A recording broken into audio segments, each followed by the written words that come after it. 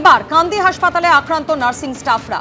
চিকিৎসায় গাফিলতির অভিযোগ তুলে নার্সিং স্টাফকে হেনস্থার অভিযোগ। কর্তব্যরত নার্সের ওপর চড়াও রোগীর পরিজনরা। নথিপত্র লণ্ডভণ্ড করা হয়েছে, হাসপাতালে নার্স রুমে ভাঙচুর চালানো হয়েছে, এমনটাই অভিযোগ।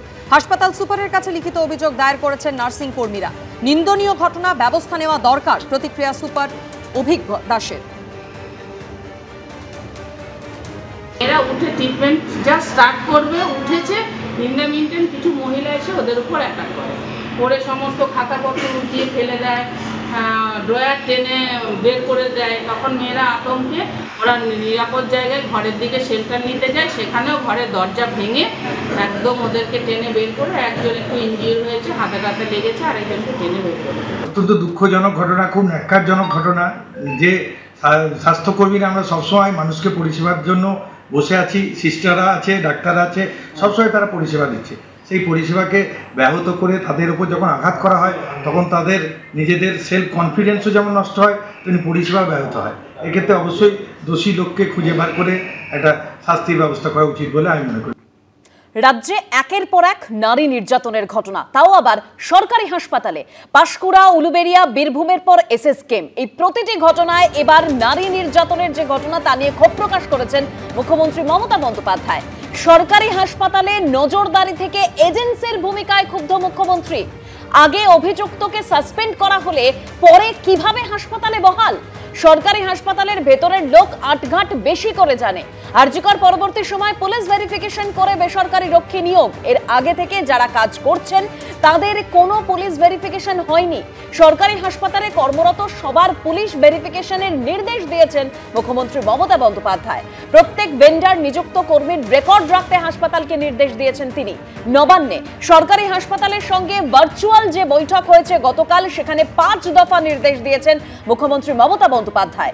সবাইকে সচিত্র পরিচয়পত্র গলায় ঝুলিয়ে ডিউটি করতে হবে। হাসপাতালে বহিরাগত প্রবেশে কড়াকড়ির নির্দেশ দিয়েছেন মুখ্যমন্ত্রী। অভিযুক্ত আগেও সাসপেন্ড, তারপরে কিভাবে অন্য হাসপাতালে বহাল? এসএসকেএম এ নাবালিকাকে যৌন নির্যাতনের অভিযোগে প্রশ্ন তুলেছেন মুখ্যমন্ত্রী। কি করে নাবালিকাকে পুরুষদের শৌচাগারে নিয়ে গেল অভিযুক্ত?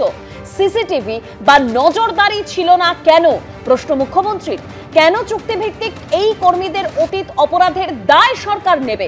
সরকারি হাসপাতালের নজরদারি নিয়ে প্রশ্ন করলেন খোদ মুখ্যমন্ত্রী মমতা বন্দ্যোপাধ্যায়।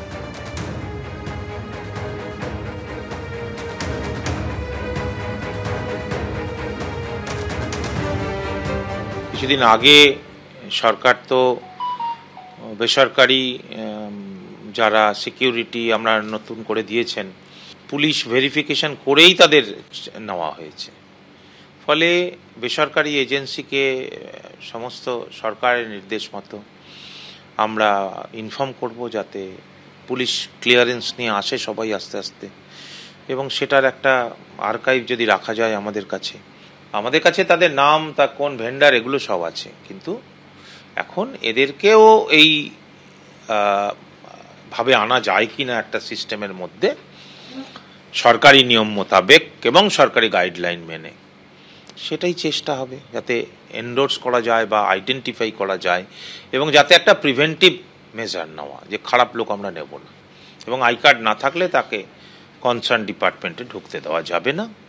আর এই সংক্রান্ত লিটিগেশন হলে আমার ফাঁড়ি এবং আমার security officer will take care necessary action. প্রয়োজন হচ্ছে কলেজ অটোনমিকে প্রতিষ্ঠা করা এবং সুশাসন। আমরা যদি মনে করি যে আমরা চাই যে থ্রেড কালচারকে নির্মূল করব, তাহলে সত্যিকারের সেই গ্রাউন্ডে যারা কাজ করেন তাদের হাতে ক্ষমতা দেওয়া, এবং যে কথাটা বারবার বলতে চাইছি যে আইনের শাসনটাকে বাস্তবের মাটিতে পরিলক্ষিত বা প্রতিফলিত হতে দিতে হবে। একটা উল্লেখযোগ্য দৃষ্টি স্থাপন করতে হবে, যে এক্সাম্পল সৃষ্টি করতে পারতে হবে।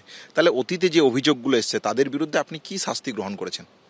যে কোম্পানিগুলো থেকে এই সমস্যাগুলো আসছিল তাদেরকে আপনি ব্ল্যাকলিস্টেড করেছেন, তাদেরকে আপনি ডেকেছেন, তাদেরকে আপনি সাসপেন্ড করেছেন, তাদেরকে আপনি পানিশমেন্ট দিয়েছেন, তাদেরকে আপনি পেনাল্টি দিয়েছেন, কি দিয়েছেন?